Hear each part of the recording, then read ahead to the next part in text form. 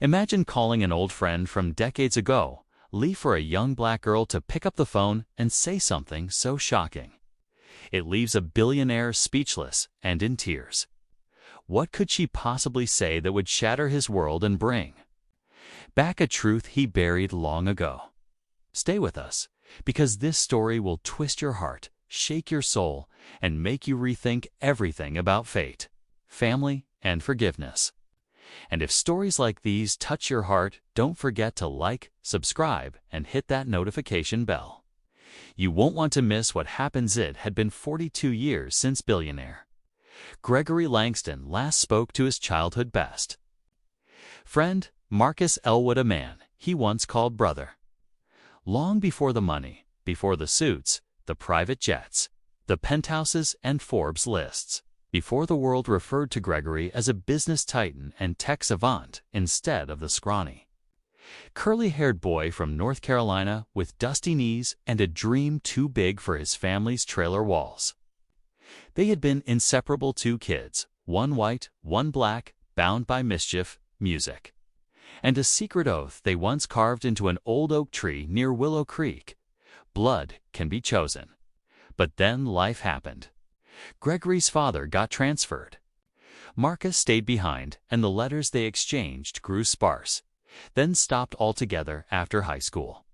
Gregory soared into unimaginable wealth, while Marcus, according to old rumors, stayed in the neighborhood, raised a family, and ran a small church. On a rainy Thursday afternoon, something in Gregory's soul tugged loose.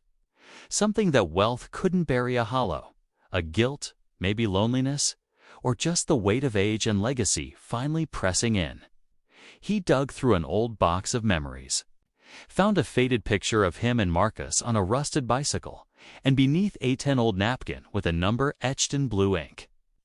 It was likely outdated, but he tried it anyway, his fingers trembling over the numbers. The phone rang 3 times, and then a girl's voice, youthful, strong, melodic, and cautious, answered, "Hello." He hesitated, thrown by the soft accent, unfamiliar yet grounded. "Hi, I'm looking for Marcus Elwood." "This is Gregory Langston." We were old friends. There was a long pause. Then the girl said something that shattered his composure. "Mr. Langston, Marcus Elwood was my grandfather. And I think I've been waiting my whole life for this call." Gregory's world slowed to a crawl. The rain outside became white noise. I don't understand. Is he alive?" The girl sighed. "No, sir. He passed last year, but he left something behind. For you, and he told me. If you've ever called, to tell you the truth." Gregory could barely breathe. "What truth?" Her voice cracked. "That I'm your daughter's daughter. Your granddaughter." Gregory's breath caught in his throat. The room spun. "What? What did you say?" The girl repeated, slower. This time, like she'd rehearsed it in her heart 1,000 times. "I'm your granddaughter. My mother's name was Tricia. Tricia Elwood. Your daughter. You never knew." Gregory's legs buckled, and he slumped into his Italian leather chair. The irony sharp in his chest. A man who owned empires, whose name was etched into tech campuses across Silicon Valley, now rendered speechless by a single voice carrying a truth no one in his $20 million circle could have prepared him for. "Tricia," he whispered, tasting the name. The girl, her name was Amara, told him everything. That his best friend Marcus had once had a secret relationship with Gregory's mother's housekeeper, Julia, back when Gregory visited during summers. That one summer, Julia became pregnant, Tricia was born, and Marcus, ever loyal, raised her like his own when Gregory's family moved away and never looked back. Julia never told Gregory. She feared scandal, rejection, being erased by a family who'd grown richer and colder by the day. But Marcus knew, and he vowed to protect Tricia and never burden Gregory with a truth he didn't ask for. Gregory's heart broke as he listened. He remembered Julia, kind woman with strong hands, who always made peach cobbler when he visited. He remembered her humming while washing dishes, her shy smile, the way she looked at him, like she knew something. He didn't. Your mother. My daughter, she's. He asked. Amara's voice softened. She passed 5 years ago. Cancer? She was amazing. Kind, brilliant. She taught music to underprivileged kids, just like Marcus used to. Gregory's eyes welled with tears. Why didn't anyone tell me? Amara hesitated. Because you were too far. And by the time you weren't, too much time had passed. But Grandpa Marcus never stopped believing you'd remember him. He said you would one day need a part of your soul back. Gregory felt like the ground had vanished beneath him. The empire he'd built now felt small. His boardrooms and shareholder meetings meaningless. Can I meet you? He asked, almost begging. Amara chuckled gently through emotion. Grandpa left instructions for that too. He said if you ever came looking, bring nothing but your heart. And maybe a guitar. Gregory smiled through his tears. He remembered.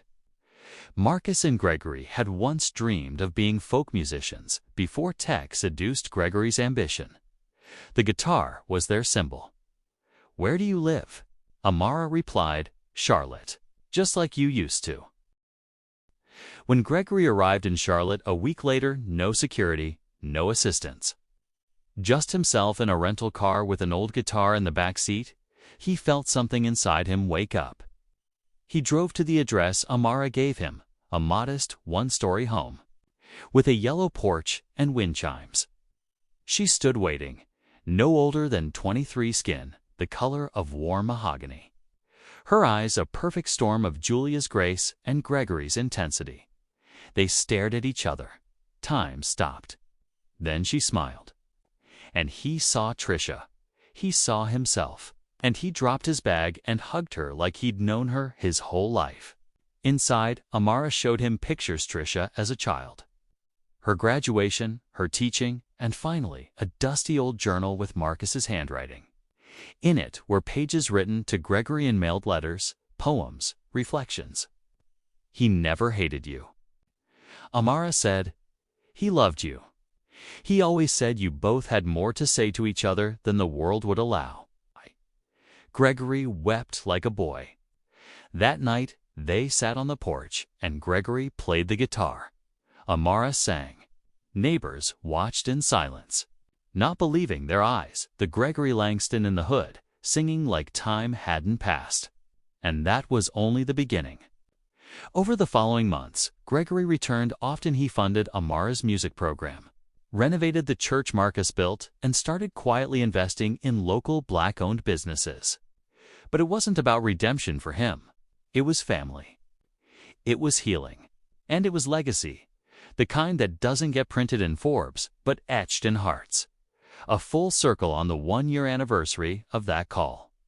Gregory stood on a makeshift stage in Willow Creek Park back, where it all began. Beside him stood Amara, holding a framed photo of Trisha and Marcus. A crowd had gathered. Press too, but Gregory ignored the cameras. He looked out and said, I spent decades building towers, chasing stock prices, chasing everything except what really mattered. I thought success was what I built with my hands. But today, I know the truth legacy is what you build with your heart. I missed a daughter. I almost missed a granddaughter.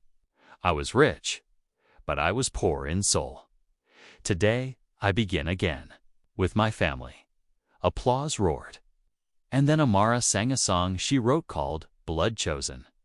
Gregory played guitar beside her, just like Marcus would have wanted. Somewhere in that wind, in the rustle of the trees, it felt like Marcus was there smiling. And for the first time in decades, Gregory Langston wasn't a billionaire. He was a father, a grandfather, a man reborn.